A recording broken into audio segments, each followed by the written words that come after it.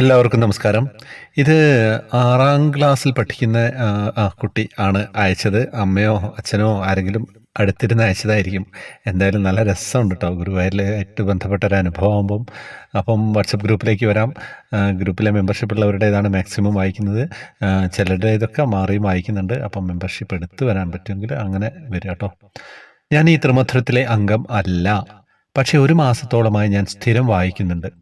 ഇവിടെ ഗുരുവായൂർ കണ്ണൻ്റെ ഓരോ അനുഭവങ്ങളും ഓരോരുത്തർ പറയുന്നത് ഞാൻ വായിച്ചു കേട്ടു. എനിക്കും ഇതുപോലെ ഒരു അനുഭവം ഉണ്ടായിട്ടുണ്ട്. അതെനിക്കിവിടെ പറയാൻ ആഗ്രഹമുണ്ട്. എൻ്റെ പേര് ശ്രുതി എസ് കുമാർ. എൻ്റെ വീട് കൊല്ലം പാരിപ്പള്ളിയിലാണ്. ഞാൻ 6ാം ക്ലാസ്സിൽ പഠിക്കുകയാണേ. കുറച്ച് മാസങ്ങൾക്ക് മുമ്പേ ഞാൻ എൻ്റെ അമ്മമ്മയോടൊപ്പം ഗുരുവായൂർ കണ്ണനെ കാണാൻ പോയി. എൻ്റെ വീടിൻ്റെ അടുത്ത് ബസ്സിനാണ് പോയത്. ഞാനും അമ്മമ്മയും കുറേ അമ്മമാരുമാണ് ബസ്സിലുണ്ടായിരുന്നത്. എനിക്ക് കൂട്ടിന് ആരും ഇല്ലായിരുന്നു. ഞാൻ വിഷമിച്ചാണ് അവിടെ എത്തിയത് ട്ടോ. ഞാൻ എൻ്റെ അമ്മമ്മയോട് പറഞ്ഞു, എനിക്ക് ബോറടിക്കുന്നു, എനിക്ക് ഇഷ്ടപ്പെട്ടില്ല, വരണ്ടായിരുന്നു എന്നൊക്കെ. അപ്പോൾ അമ്മമ്മ പറഞ്ഞു, അങ്ങനെയൊന്നും പറഞ്ഞൂടാ ട്ടോ, നമ്മൾ കൃഷ്ണനെ കാണാനാ വന്നത് എന്നൊക്കെ. അപ്പോൾ ഞാൻ വിശ്വസിച്ചില്ല. കുറച്ച് കഴിഞ്ഞപ്പോൾ അമ്മമ്മ പറഞ്ഞു, നെയ്യ് എവിടെയാണ് വിതരണം ചെയ്യുന്നത് അറിയില്ലല്ലോ, ആരോടേലും ചോദിക്കാമെന്ന്. അപ്പോൾ അതുവഴി ഒരച്ഛനും മോനും വന്നു ട്ടോ. അപ്പോൾ അമ്മമ്മ ചോദിച്ചു, നെയ്യ് എവിടെയാ വിതരണം ചെയ്യുന്നത് എന്ന്. അവർക്കറിയാമെന്ന് പറഞ്ഞു. അവർ തൃശ്ശൂർ തന്നെ ഉള്ളവരാണ്. ആ അച്ഛൻ പറഞ്ഞു, എൻ്റെ മോനറിയാം, നിങ്ങൾ അവരുടെ കൂടെ പോ, അവൻ കാണിച്ചു തരുമെന്ന്. അപ്പോൾ ഞാൻ അവൻ്റെ കൂടെ പോയി. അവൻ കാണിച്ചു തന്നു. ഞാനത് മേടിച്ച് കൊണ്ടുവന്ന് എല്ലാവർക്കും കൊടുത്തു. എല്ലാവർക്കും സന്തോഷമായി. ഞങ്ങൾ തിരിച്ചു വന്നപ്പോൾ അവൻ്റെ അച്ഛൻ എങ്ങോട്ടോ പോയിട്ടോ. അവൻ പറഞ്ഞു, സാരമില്ല, ഞാനിവിടെ നിന്നോളാം, അച്ഛൻ കുറച്ച് കഴിഞ്ഞ് വരുമെന്ന്. എനിക്കും സന്തോഷമായി. കാരണം എനിക്ക് കുറച്ച് നേരത്തേക്കെങ്കിലും കൂട്ടിന് ഒരാളായല്ലോ എന്ന് ഞാൻ മനസ്സിലോർത്തു. അവൻ എൻ്റെ കയ്യും പിടിച്ച് അവിടെ എല്ലാം ഓടി. ഞങ്ങൾ കളിച്ചു. എന്നെ കൊണ്ടുപോയി മഞ്ചാടി വാരി കളിച്ചു. എല്ലായിടവും കാണിച്ചു തന്നു. ആനയെ കാട്ടിത്തന്നു. ഇതിനു മുന്നേ എൻ്റെ ഏറ്റവും ഇഷ്ടമുള്ള ചെരുപ്പ് കാണാതെ പോയിരുന്നു.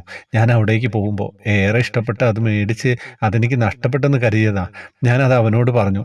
അപ്പോൾ തന്നെ അവൻ എൻ്റെ കൈ പിടിച്ചു. വാ, നമുക്കൊന്ന് നോക്കിയാലോ, ചിലപ്പോൾ കിട്ടുമെന്ന് പറഞ്ഞു. നടന്നു കുറച്ച് ദൂരം പോയപ്പോൾ അതാ എനിക്ക് കിട്ടിയിട്ടോ. എനിക്ക് ഒരുപാട് സന്തോഷമായി. തിരികെ അമ്മമ്മയുടെ അടുത്തേക്ക് വന്നപ്പോൾ അവിടെ അവൻ്റെ അച്ഛൻ നിൽക്കുന്നു. അവനെ കൂട്ടിക്കൊണ്ടു പോകാൻ എനിക്ക് സങ്കടമായി. അവൻ്റെ അച്ഛൻ അവനെ പിടിച്ചിട്ട് പറഞ്ഞു, ഞങ്ങൾ പോവാണ്, ഇനി എവിടെയെങ്കിലും വെച്ച് കാണുമെങ്കിൽ സന്തോഷം എന്നൊക്കെ പറഞ്ഞു. അവർ തിരിച്ചു പോയിട്ടോ. എനിക്ക് സങ്കടമായെങ്കിലും അതിലും സന്തോഷമുണ്ട്. കുറച്ച് നേരെങ്കിലും എനിക്കൊരു കൂട്ട് കിട്ടിയല്ലോ. എൻ്റെ കൂട്ടുകാരനെ പോലെ അനിയനെ പോലെയൊക്കെ എൻ്റെ കൂടെ വന്നില്ലേ അവൻ.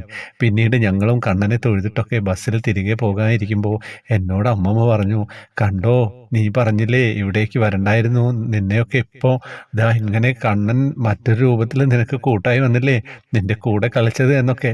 അപ്പം ഞാനും ഓർത്തു, ശരിയാണല്ലോ, എനിക്ക് ഒരുപാട് സന്തോഷമായി. കൃഷ്ണനെ ഞാൻ നേരിട്ട് കണ്ടല്ലോ എന്നോർത്തു.